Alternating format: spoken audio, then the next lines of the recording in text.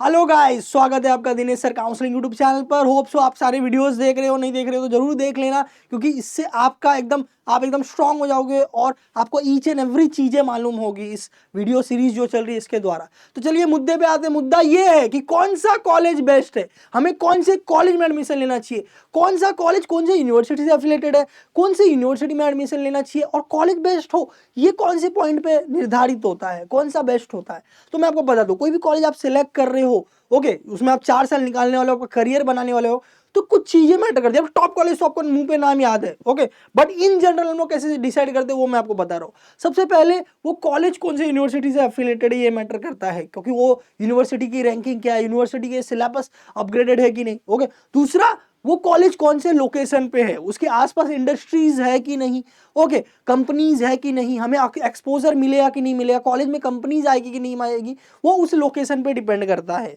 Correct. अब आप बोलोगे कि रेगिस्तान में पानी मिलेगा क्या, तो ये तो वही बात हो गई, बराबर। इसीलिए अब हम वहां जहां पर नदी होगा, वहां पर तालाब है कहीं पर, वहां पर बोलेंगे पानी मिलेगा कि नहीं, तो वहां पानी मिलेगा। करेक्ट। या आसपास बहुत सारे शॉप्स है तो हमें बिस्लरी मिल जाएगी, लाइक दैट। तो उसी तरह से कंपनीज उस कॉलेजेस में पहले विजिट करती जो नजदीक है, नियर बाय है, ताकि उनको बोलते हैं ना कॉस्ट बचे, कम उनको ये जो है ना इंटरव्यू वगैरह लेने में कम प्रॉब्लम हो, और वो इजीली अच्छे से अच्छे बच्चे उनको स्किल्स फुल वाले मिल जाए।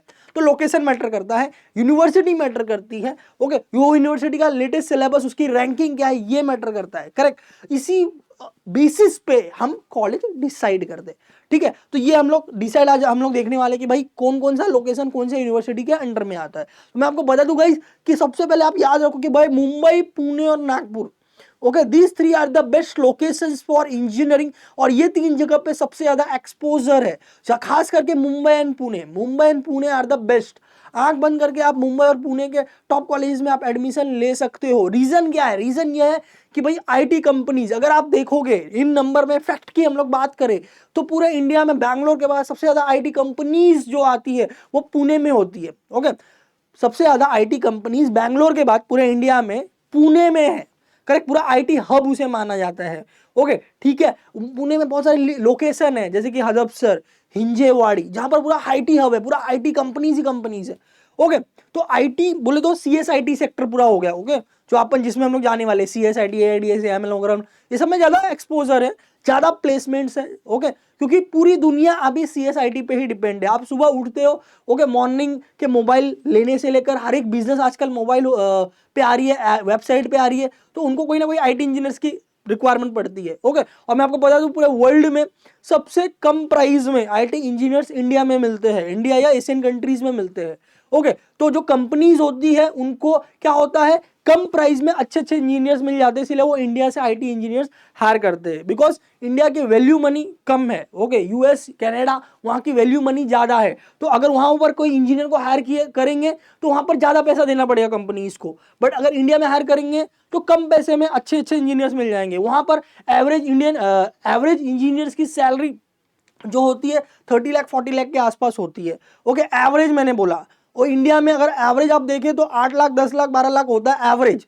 तो एवरेज एक्सपोजर जो है कम होने की वजह से आईटी का ग्रोथ, आईटी का बोल सकते हो बेस, आईटी का बोल सकते हो मैक्सिमम कंपनीज इंडिया को प्रिफर करती है। ये उसका रीजन है कि भाई वहां पर अगर मैं एक इंजीनियर को हायर करूंगा, यहां पर मैं 3 से 4 इंजीनियर को मैं हायर कर लूंगा, करेक्ट। और यहाँ पर फ्यूचर भी है, ओके, यहाँ पर फ्यूचर भी। अब आईटी में ऐसा नहीं है कि भाई जहां पर बोलते हैं ना प्रोजेक्ट है वहां पर रहना पड़ेगा, ऐसी जरूरत नहीं है, ओके।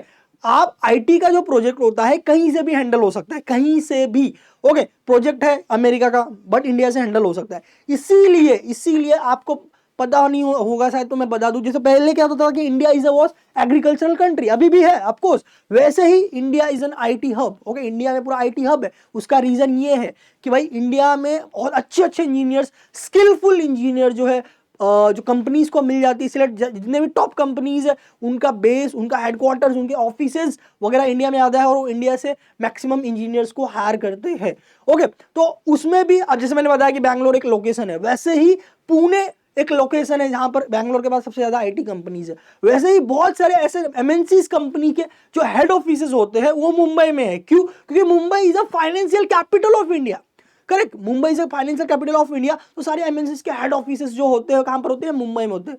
तो इसके वजह से मुंबई में बहुत सारे एमएनसीज है, बहुत सारे आईटी कंपनीज है, और पुणे एक आईटी हब है खुद, तो इसके वजह से पुणे में भी बहुत सारे आईटी कंपनीज है। इसके वजह से मुंबई और पुणे के कॉलेजेस को बेनिफिट मिलता है in terms of placement, because बहुत सारे स्किलफुल इंजीनियर, हीरे बोल सकते हैं हम लोग, जेम्स बोल सकते हैं, पूरे एमएसटी सिटी के 4 लाख 5 लाख कंपटीशन करके जो बच्चे छट के आते हैं वो मुंबई और पुणे के टॉप कॉलेज में आते हैं। तो एकदम बेस्ट इंजीनियर कंपनीज को मिलती है मुंबई और पुणे के कॉलेजेस में, जिसके वजह से मुंबई और Pune are the best location for doing engineering. तो ये होप सो मैंने आपको सारी चीजें एकदम शॉर्ट एंड स्वीट तरीके से समझा दी कि भाई इंडिया में इंजीनियर्स का ग्रोथ क्यों है, डिमांड क्यों है, ओके, मॉनेटरी जो होती है वो डिफरेंस होने की वजह से, ओके, फिर मुंबई और पुणे ही प्राइम लोकेशन क्यों है, मुंबई के पुणे के कॉलेज में प्लेसमेंट ज्यादा क्यों है, ये सारी चीजें मैंने आपको बता दी।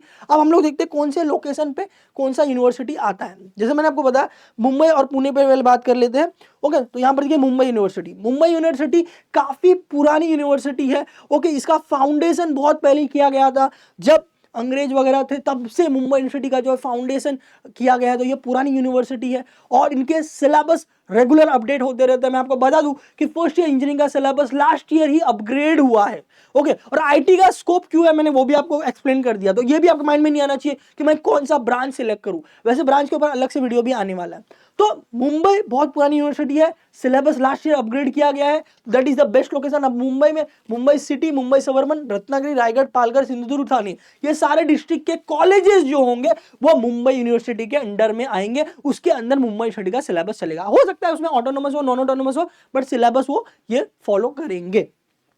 पुणे की बात कर लेते हैं, सावित्रीबाई फुले पुणे यूनिवर्सिटी में आपको बता दूं कि भाई पूरे महाराष्ट्र में अगर हम रैंकिंग की बात करें तो सबसे बेस्ट रैंकिंग जो यूनिवर्सिटी की है वो यूनिवर्सिटी है Savitribai Phule Pune university, SPPU Pune university. और इनका सिलेबस सबसे ज्यादा इंडस्ट्री को मैच करता है, ओके, और इंडस्ट्री के लिए यूजफुल होता है। तो ये भी एक स्ट्रॉन्ग पॉइंट है। और पुणे आईटी हब है, ये भी मैंने आपको बताया, इसलिए Pune university are the best. अब पुणे यूनिवर्सिटी के कॉलेजेस कौन से हैं, अहमदनगर, नासिक, पुणे में जितने भी कॉलेजेस है, ओके, वो पुणे यूनिवर्सिटी के अंडर में आते हैं, उनमें पुणे यूनिवर्सिटी का सिलेबस फॉलो होता है, ओके। आपको डिग्री मिलेगी पुणे यूनिवर्सिटी सावित्रीबाई फुले पुणे यूनिवर्सिटी की, ओके। ये लोकेशन पे आपको डिग्री मिलेगी मुंबई यूनिवर्सिटी की, ठीक है। तो they are the best, okay. उसके बाद हम लोग बात कर लेते हैं नागपुर का, राष्ट्र संत तुकडोजी महाराज नागपुर यूनिवर्सिटी। जैसा मैंने आपको बताया कि भाई मुंबई पुणे के बाद, ओके, अगर हम लोग बात करके भाई कौन से लोकेशन पे कॉलेज में कंपनीज आती है वो है नागपुर, ओके। नागपुर में बता दूंगा, बहुत सारे स्टूडेंट नागपुर का नाम लेते हैं, रामदेव बाबा बोलते हैं। रामदेव बाबा जो है last to last year CET cell के कैप प्रोसेस के अंडर में था, अब उसने खुद को ऑटोनोमस साबित करके प्राइवेट यूनिवर्सिटी बना लिया है, तो उसका एडमिशन वो खुद लेता है, ओके।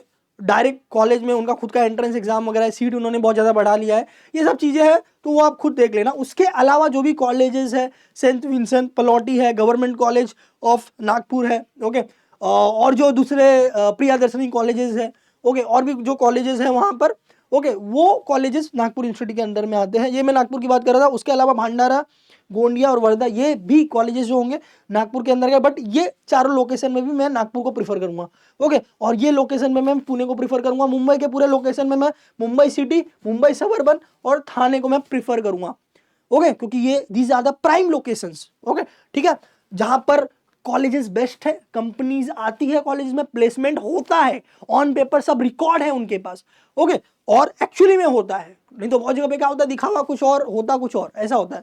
बाकी लोकेशन में अच्छे अच्छे कॉलेजेस है, गवर्नमेंट कॉलेजेस होंगे तो डेफिनेटली बेस्ट है वो। जैसे सांगली में हो गया वालचंद कॉलेज हो गया, ओके, नांदेड़ में श्री गुरु गोविंद जी कॉलेज हो गया, ओके। और भी जो गवर्नमेंट कॉलेज है यवतमाल में है, अवसरी में है, कराड़ में है, सतारा में है। गवर्नमेंट कॉलेज जो मोस्टली ऑटोनोमस होते हैं, उनका सिलेबस खुद होता है, ठीक है, खुद का रहता है। तो गवर्नमेंट कॉलेजेस बेस्ट है, वो कहीं किसी भी लोकेशन में हो, ठीक है, तो वो तो आप प्रीफर कर सकते हो। बाकी कॉलेजेस में ये डिस्टिंग्विश है, मतलब जुरिस्डिक्शन होता है, एरिया होता है, जैसे पुलिस वाले का एरिया होता है, मेरा एरिया यहाँ से यहाँ तक है, वैसे हर एक यूनिवर्सिटी का एक एरिया होता है।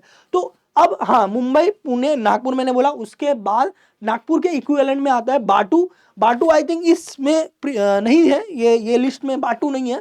Doctor Baba Saheb Ambedkar technological university, जिसका कॉलेज लोनेरे में है, बाटू का लोनेरे में है। मुंबई में एक दो कॉलेज है, बागूभाई कॉलेज है, ओके, वो बाटू से एफिलिएटेड है, ठीक है। बाटू एक ऐसा यूनिवर्सिटी है, वो एरिया वाइज नहीं है, कॉलेज वाइज है, उसका कॉलेज कहीं पर भी हो सकता है, but it is also a very good university, उसको आप प्रीफर कर सकते हो। उसके अलावा जो यूनिवर्सिटी है आपके बोर्ड पे मैं नाम बता दूंगा, डॉक्टर बाबा साहेब अम्बेडकर मराठवाड़ा यूनिवर्सिटी, ये अलग है, ये बामू है, ओके, बाटू अलग है। ओके, छत्रपति संभाजी नगर में है, बीड, जालना, धरासी, अब संभाजी नगर में गवर्नमेंट कॉलेज है, they are the best. Okay, फिर स्वामी रामानंद तीर्थ मराठवाड़ा यूनिवर्सिटी नांदेड़, हिंगोली, लातूर, नांदेड़, परभणी के कॉलेजेस यूनिवर्सिटी से एफिलेटेड होते हैं। मुंबई मैंने आपको बताया, कवित्री Bahinabai Chaudhari North Maharashtra University Jalgaon, Dhule, Jalgaon, Nandurbar, sorry for that, Nandurbar के जो कॉलेजेस है वो इस यूनिवर्सिटी से एफिलेटेड है। Shivaji University, okay, Shivaji University Kolhapur, Sangli, Satara के कॉलेजेस इस यूनिवर्सिटी से एफिलेटेड है। कोल्हापुर में गवर्नमेंट कॉलेज है, डिपार्टमेंट ऑफ कोल्हापुर कॉलेज, अच्छा कॉलेज है। फिर पुण्य श्लोक अहिल्याबाई होलकर सोलापुर यूनिवर्सिटी है, सोलापुर के सारे कॉलेज से एफिलेटेड होंगे। संत गाडगे बाबा अमरावती यूनिवर्सिटी, ये अकोला, अमरावती, बुल्ढाना, वाशिम, यवतमाल, इसके अंदर जितने भी कॉलेज है इस यूनिवर्सिटी से एफिलेटेड। आप इसमें बता दूं कि भाई अमरावती में गवर्नमेंट कॉलेज है, बेस्ट है, government college of engineering Amravati, government college of Yavatmal, बहुत अच्छा कॉलेज है। ओके, किसी को केमिकल इंजीनियरिंग वगैरह करना है, पेट्रोलियम इंजीनियरिंग हो गया, पॉलीमर इंजीनियरिंग हो गया, तो संत Gadge Baba Amravati university government college भी है, ओके, जो कि अमरावती में है, तो वो अलग ब्रांचेस के लिए, वो ब्रांचेस के लिए। राष्ट्रसंत तुकडोजी महाराज नागपुर यूनिवर्सिटी, जो ये तो हमने ऑलरेडी डिस्कस किया। गोंडवाना यूनिवर्सिटी चंद्रपुर, गढ़चिरौली के लोकेशन के ये होता है। अब बाकी लोकेशन भी है, बट पूरे महाराष्ट्र में वो स्प्रेडेड है, वहां पर कंपनीज उतना नहीं है, तो कंपनी आती भी है तो कम नंबर में आती है।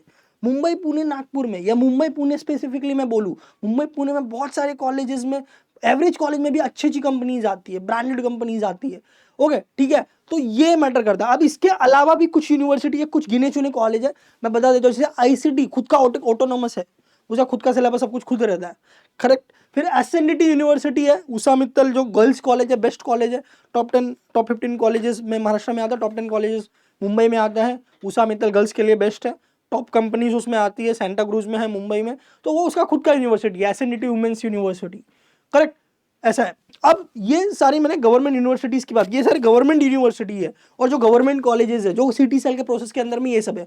अब मैं एक और चीज आपको बताना चाहूंगा, क्या आपको बहुत सारे कॉलेजेस के कॉल आ रहे होंगे, मैं फलाना ढिकाना कॉलेज से बोल रहा हूँ, आपका सीट रिजर्व है, आके एडमिशन ले लो, या इतना इतना दे दो, आपका एडमिशन इसमें कंफर्म हो जाएगा। तो ये सारे कॉल्स को आप निगलेक्ट करें।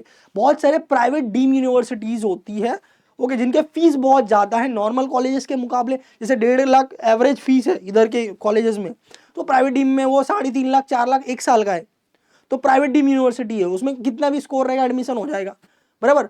तो वो प्राइवेट डीम यूनिवर्सिटी आपको कॉल भी ला रहे हैं, तो उसको इग्नोर करो, इग्नोर करो, और आप सिर्फ और सिर्फ कैप प्रोसेस पे फॉलो करो, कैप प्रोसेस के द्वारा एडमिशन लो, वो बेस्ट होगा, फीस भी सही रहेगी। गवर्नमेंट यूनिवर्सिटीज है, गवर्नमेंट यूनिवर्सिटी का कॉलेज का सर्टिफिकेट मिलेगा, पूरे वर्ल्ड वाइड इसकी सर्टिफिकेट की वैल्यूज है, ओके। प्राइवेट यूनिवर्सिटी में क्या होता है, फ्यूचर में अगर उस कॉलेज पे कोई केस हो गया, क्योंकि उस कॉलेज का सर्टिफिकेट आपको मिल रहा है, बराबर, तो आपको भी प्रॉब्लम हो सकता है। यहां पर क्या गवर्नमेंट यूनिवर्सिटी का हमें मिल रहा है सर्टिफिकेट, ये सारे गवर्नमेंट यूनिवर्सिटी है, तो कॉलेज को कुछ भी होए अपने को मतलब नहीं, अपने को गवर्नमेंट यूनिवर्सिटी का सर्टिफिकेट है, जिंदगी भर चलेगा, पूरे वर्ल्ड में हर जगह चलेगा। फ्यूचर में आप कभी फॉरेन में जाओगे, वीजा का प्रॉब्लम नहीं होगा आपको।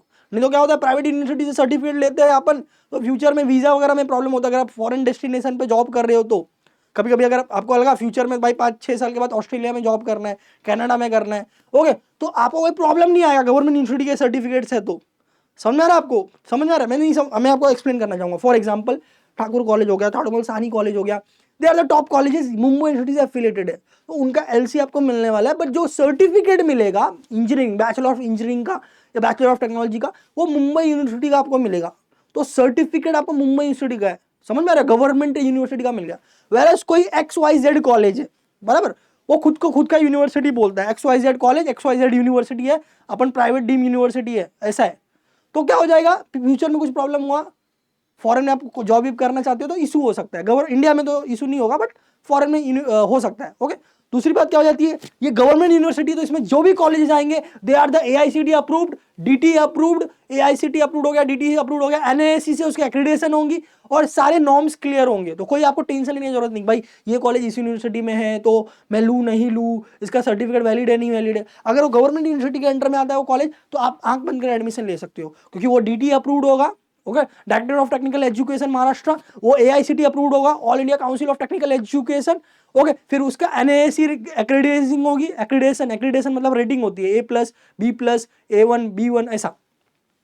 फिर वो UGC अप्रूव्ड होगा, उसका UGC मतलब अपना जो सेंटर का जो ग्रांट कमीशन है, यूनियन ग्रांट कमीशन, जो सारी यूनिवर्सिटीज को जो है अलाउ करती है टेक्निकल एजुकेशन प्रोफेशनल कोर्स जो इंजीनियरिंग हो गया वो चलाने के लिए। तो ये सब अप्रूव्ड होंगे, आपको कोई टेंशन लेने की जरूरत नहीं अगर ये सारी यूनिवर्सिटीज में वो कॉलेज एफिलिएटेड है तो। समझ रहे, ये फायदा होता है कैप प्रोसेस का, ये फायदा होता है आपको फ्यूचर के लिए आपका। तो जो जरूरी चीजें मैंने आपको सारी चीजें शॉर्ट में एक्सप्लेन करती हूँ, बिकॉज आज के बच्चों को कैसा होता है, नहीं सर हमको 1 घंटे का वीडियो नहीं चाहिए, आप शॉर्ट एंड स्वीट तरीके में बताओ क्या भाई मुद्दे की बात क्या है, ऐसा। तो मैंने शॉर्ट में आपको एग्जांपल्स के साथ सब कुछ मैंने आपको बता दिया, ठीक है। तो ये हम लोग ने डिस्कस कर लिया।